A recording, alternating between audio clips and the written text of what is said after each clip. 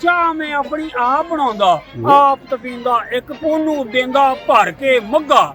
ਐਵੇਂ ਲੋਕੀ ਮੈਨੂੰ ਕਹਿੰਦੇ ਬਈ ਮੈਂ ਬੁੱਢੀ ਦੇ ਥੱਲੇ ਲੱਗਾ। ਉਹ ਬੁੱਢੀ ਵੀ ਤੇ ਰੱਬ ਦਾ ਜੀ ਏ, ਉਹਦੇ ਨਾਲ ਕਰਾਈਏ ਕੰਮ ਤੇ ਜਾਂਦਾ ਕੀ ਏ। ਜੀਣਾ ਯਹਾਂ मरना यहाँ इसके सिवा जाना कहाँ। ਮਾਂ ਮਾਂ ਮਾਂ ਕਦੀ ਤੇ ਪੇਕੇ ਜਾਨੀ ਬੇਗਮ, ਤੇ ਸੁੱਖ ਦਾ ਸਾਹ ਨਹੀਂ ਬੇਗਮ। कमर आवाज के लिए, कमर आवाज के लिए। यो ਗਿਣੀਆਂ ਬਣਾਣਾ ਵੀ ਤੇ ਕੋਈ ਜਾਣਦਾ, ਰਿੰਨਣਾ ਪਕਾਣਾ ਵੀ ਤੇ ਕੋਈ ਜਾਣਦਾ। ਅੱਛਾ ਫਿਰ ਚੌਧਰੀ ਜੀ ਕਰਾਂ ਮੈਂ ਤਿਆਰੀਆਂ, ਵਿੰਡੀਆਂ ਪਕਾਵਾਂ ਅੱਜ ਰੱਜ ਕੇ ਕਰਾਰੀਆਂ।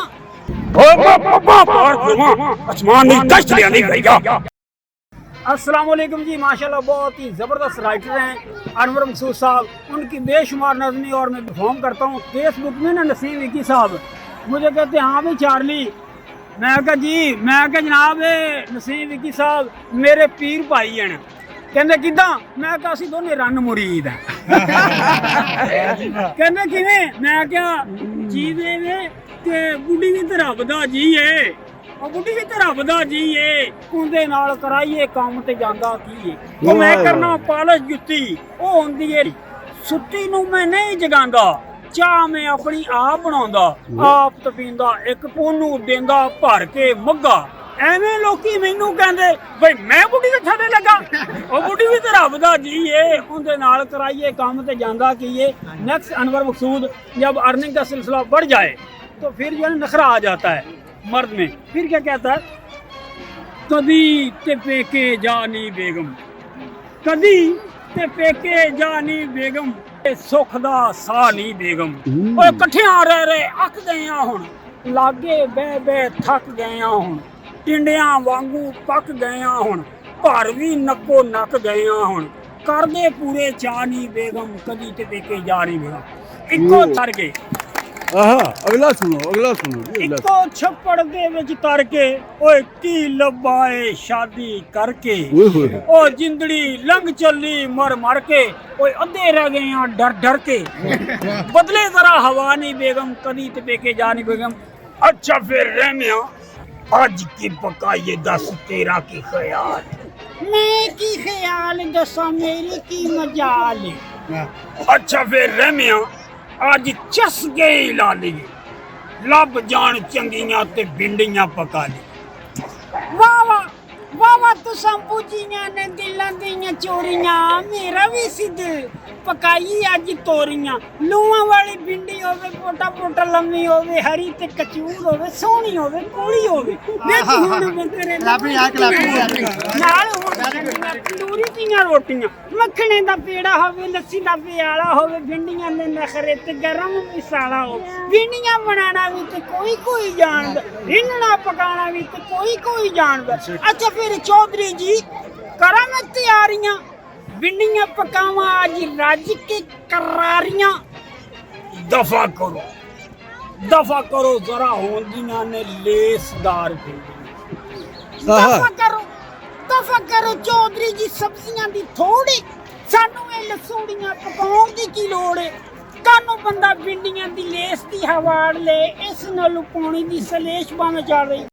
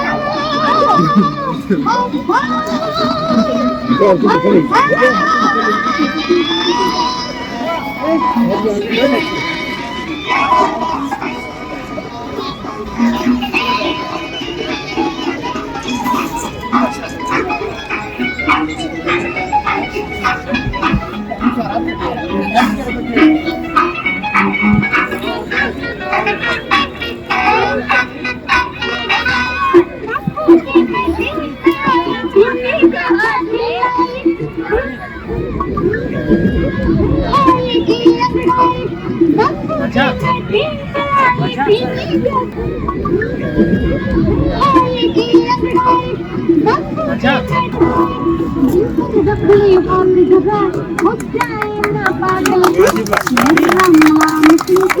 कमर आवाज के लिए, कमर आवाज के लिए।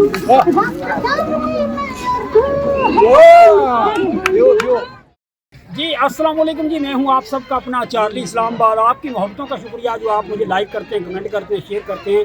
ऑलमोस्ट प्रोफेशनल हूं, रेडियो लो, टेलीविज़न, थिएटर, फिल्म, खबरें ऑल इन वन।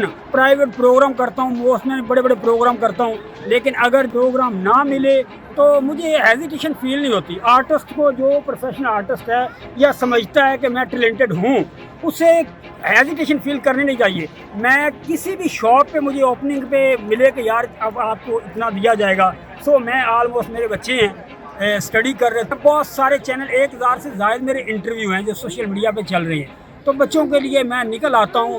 प्लेटफॉर्म छोटा हो या बड़ा हो, इस चीज़ की मैं हेजिटेशन फील नहीं करता। आज तो मैं यहाँ पे क्राउड में परफॉर्म कर रहा हूँ, चार्ली को कर रहा हूँ, यूनिक कर रहा हूँ, तो अल्लाह का लाख लाख शुक्र है, क्योंकि हम मुसलमान हैं। हमें ये भरोसा रखना चाहिए कि जो है ना, किसी के आगे हाथ फैलाने से बेहतर है कि बंदा टैलेंटेड है तो वो अपना लोकल परफॉर्म करके बच्चों के लिए रोटी इकट्ठी करे। अब चार्ली का ही इंतखाब क्यों किया आपने? ये मेकअप जो है किसी मेकअप आर्टिस्ट ने किया है या आपने खुद किया है? आपकी आंखें सुर्ख क्यों हो रही हैं? मैं यहाँ पे, मेरा नाम है जोकर का परफॉर्म कर रहा था। जीना यहाँ मरना यहाँ, इसके सिवा जाना कहाँ।